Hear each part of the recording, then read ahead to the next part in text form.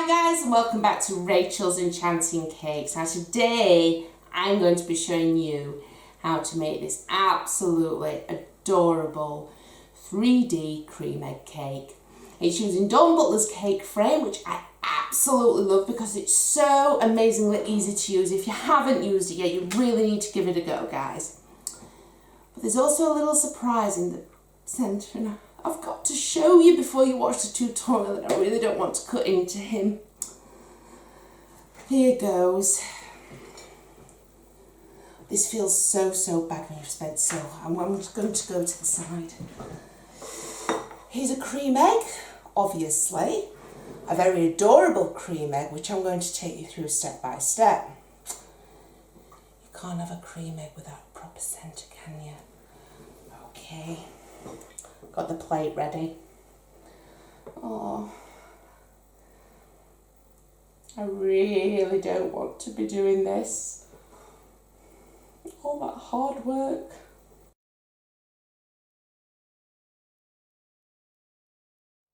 Oh,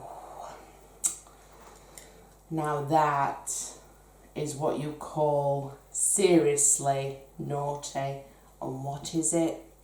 Golden syrup, butter, vanilla extract. Is it tasty? Hell yeah. Is my egg leaking? Just a bit, and I've had to cut into him. That is so painful.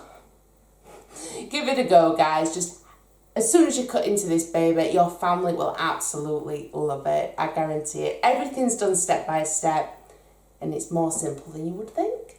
Happy baking. For this cake, I am using the Minion Kit by Cakeframe. Now I am going to be using a few extra parts just so the arms can go out like that holding a cream egg. You don't have to use these extra parts. If you want, you can just purchase a Minion Kit and have his arms going down the side and maybe just place some cream eggs on the base of the board instead. So what do you actually get in the Minion Kit? You get a 10-inch round baseboard. This is what the whole cake will be going on to. A 6-inch round platform, 4 foundation pieces. These are slightly different to the rods because they have this bit just here. 4 lock nuts and 2 adapters. So what do we need to do first? I'm just going to construct the base of this just so you can see how we're going to work with it. And then I shall be taking certain parts off whilst we construct the cake, like I did with the Lumiere tutorial. So for this, I found if you just place them on like so, they're a lot easier to get the lock nuts on. So put both foundation pieces into the baseboard and screw on the lock nuts. That's lovely. Make sure they're nice and tight. There we have it. Now we want 2 of the adapter pieces, which just go straight in like so. And we're just going to do the same this time with the baseboard. So we can place these guys on first. See how lovely and tall and long his legs are. But he's going to be having a bit of a belly, remember, because he's an egg. Place on your platform, and then again you would just screw those lock nuts on, and this is what you will have. So these are going to be our legs, but we've got to place a belly under here, and we've got to start to construct our egg-shaped cake on the top. And if you choose to, I'm also going to show you the other parts you will need, which you can buy directly from cakeframe.com, just to have those beautiful arms going out, holding an egg.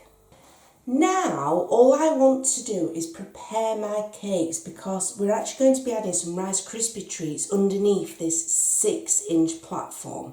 So once those are added, we can't use this as a guide. So I'm going to put the holes in my cakes first, using this as a guide. And then, once they're in, and I'll just wrap them back up in cling film until we use them later on in the tutorial. Now, for this cake, I have got 2 6-inch round and 1 6-inch hemisphere cake. You're only going to need to use this on the 2 6-inch round cakes, simply place it on top and just push them through the holes.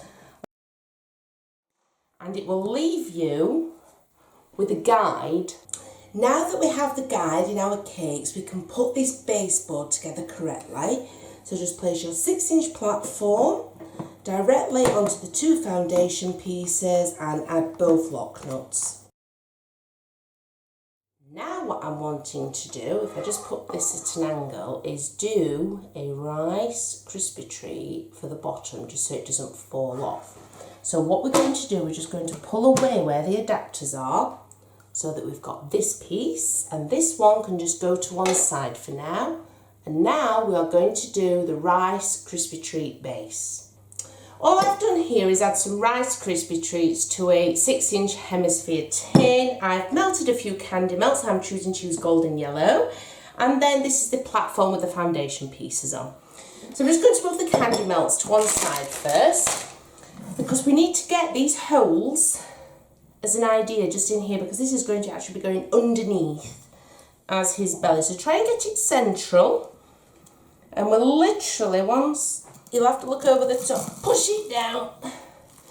I have just done these Rice Krispie treats, but if you're used to using them, you'll know that they can set quite quick. Okay, see how it's come through the bottom there? That's what I'm wanting. Okay, now that will stick to the base, lovely, but I want to give it an extra glow, so I'm just going to place it back into my tin. All I have used to line this tin is a little bit of butter. That is literally it. So I've got my holes in there. This is a very sticky job. Okay, so having your platform piece upside down, I want to add some of these melted candy melts. And then I'm just going to repeat what I did the first time, but using these holes. So all I'm going to do now is make sure this is lovely and smooth. But what's very important, what you need to do, if you just push those down just there where the legs are going to go, we need all of this part of the foundation piece visible, so that we can insert this back into the base of the frame. I'm also going to get a cocktail stick and take out this little excess Rice Krispie treats that's got stuck in the side. So if you just do that, neaten it up, make it look like a little tummy just underneath, and that will be, hold it like that, underneath our cream egg. Now we're going to cover the base of our cake before we add it to the baseboard. So all I've done is rolled out my fondant, red, in between the spaces to keep it exactly 5mm thick. Using your rolling pin, simply lift up the fondant. Just take your smoothers and go around the sides.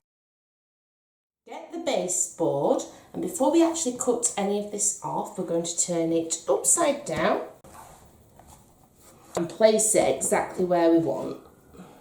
It slides in.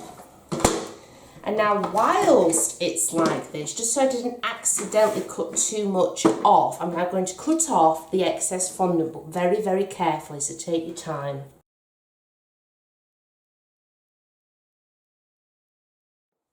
And this is what you're wanting to achieve. So it's fairly simple. We've done it upside down to make it much easier. I've cut off all the excess fondant. If I just show you the top, those are the sides. Oh, there we go, underneath. See how it all holds together beautifully. So our next step is to actually start constructing the rest of his body, but this time with cake. So what do you need if you choose to also add the Gravity Defying Arms on this cream egg cake? Well, first of all, you need to purchase a rod selection pack. You can get this from Cakeframe.com, and an elbow joint pack. There will be enough in both of those packs, so you don't need to add much extra to do this. So this is what we're aiming for, and all I've done, I've got one elbow joint. I have placed that into my 6-inch platform. Then, using a 10 centimetre rod, place that onto the elbow joint, and finally a 5 centimetre rod. And now I have that shape. I'm going to show you how to add the cake. To add the first layer of cake, just cover the top of your 6-inch platform with some buttercream to give it something to stick to.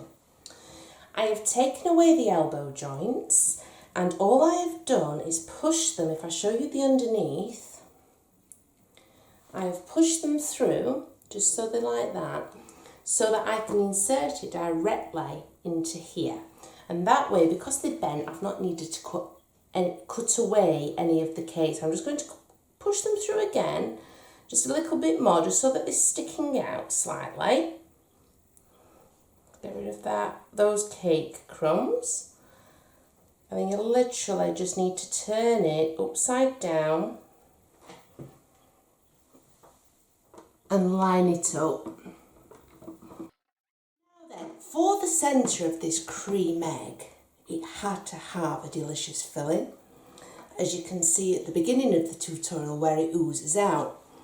So all I've got is a circle cut. Now, it is too big to be able to push all the way down due to the elbow joints. So I'm just going to place it in the centre and just get a guide of where I want it, because I do want it to have quite a generous filling. And then I'm just going to cut away with a knife all the way to the bottom. And that's what you're looking for. That gap there is where I'm going to put all of that naughty filling that's just going to ooze out of the egg once it's cut into. After placing on a second layer of buttercream, I'm now going to put on the rest of the arms on either side. The cake's going to be going this way round, and I'm going to start carving away and use these as a guide as to where to carve.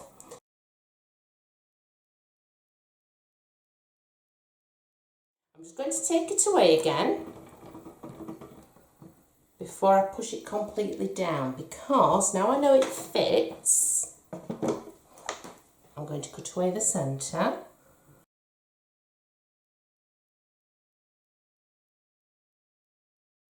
So that's our second layer of cake. If I just show you the inside, can you see the well in there? That's where all of that delicious filling is going to be going.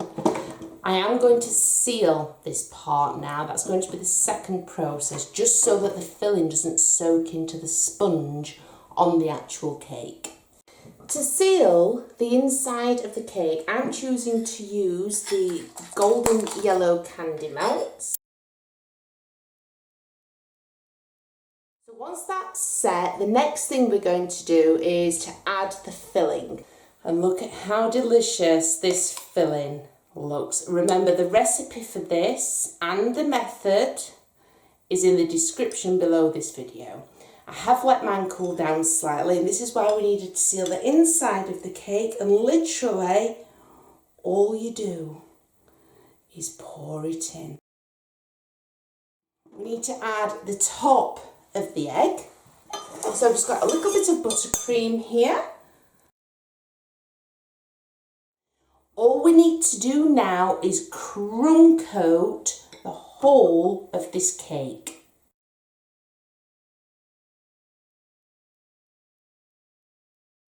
So this is what you're looking for. I'm now going to pop this little fella in the fridge for about 30 minutes, just so this buttercream can go hard before we add that finishing touch, the fondant.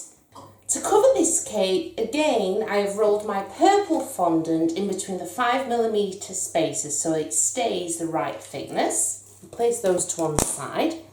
Now we have two arms here, so just to help the fondant go on, what I'm going to do, I'm actually going to do it this way round, is cut a slit into the fondant on either side. And I'm just going to place my cake at that angle so the arm is facing me, but you can still see what I'm doing. lift up your fondant using your rolling pin and gently place it onto the cake.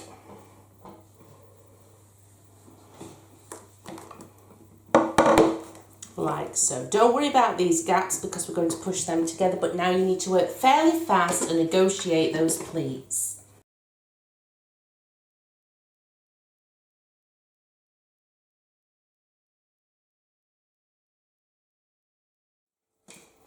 And that is the sort of finish I'm looking for. So for the next part, I want to do the yellow splat on the actual face, a bit like the yellow marking where the wording cream egg would be on your actual cream egg. So for this, all I've done is drawn a splat, as you can see, on some baking parchment. I've then used some Trex vegetable fat just underneath this, just to help stick it to my fondant. And all I'm going to do is simply cut around the shape using this pencil mark as my guide.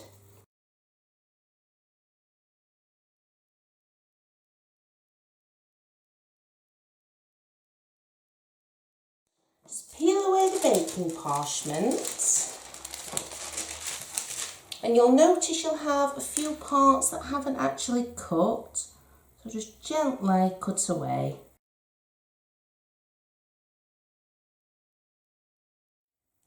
Now to my splat, I want to add some eyes first.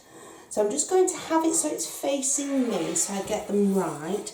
But all I've done is just use basic shapes. So for this I've used a round cutter and then made it more into an egg shape.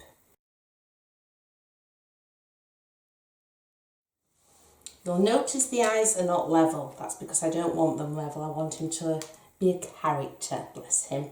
And now I just want to add a mouth. So again, I'm just going to turn it this way so I can work easier with it, but you can still see what I'm doing. For this, I'm just using a normal Dresden tool.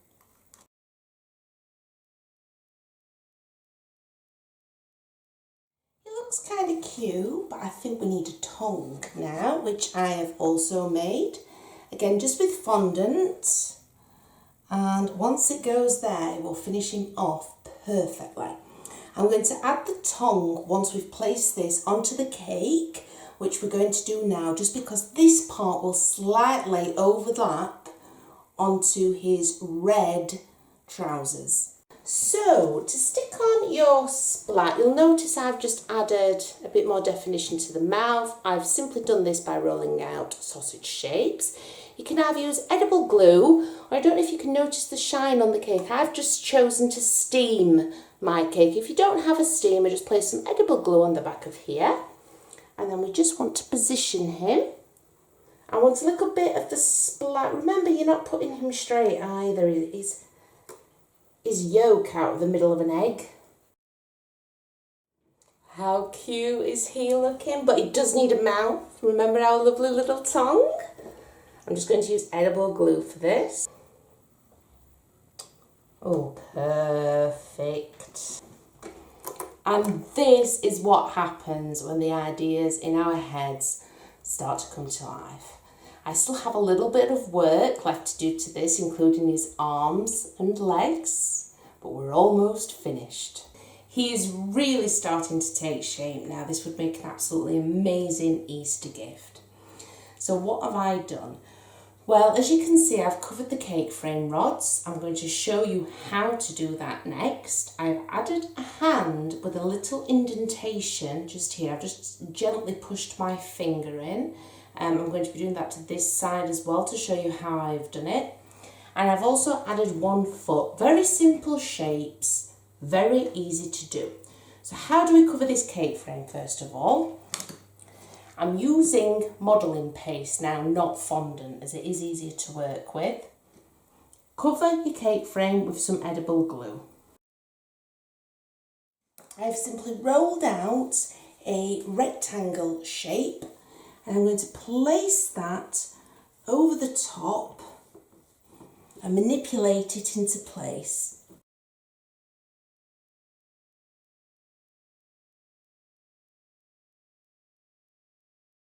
And that is all you need to do to cover the actual arm. So how did I do the hand?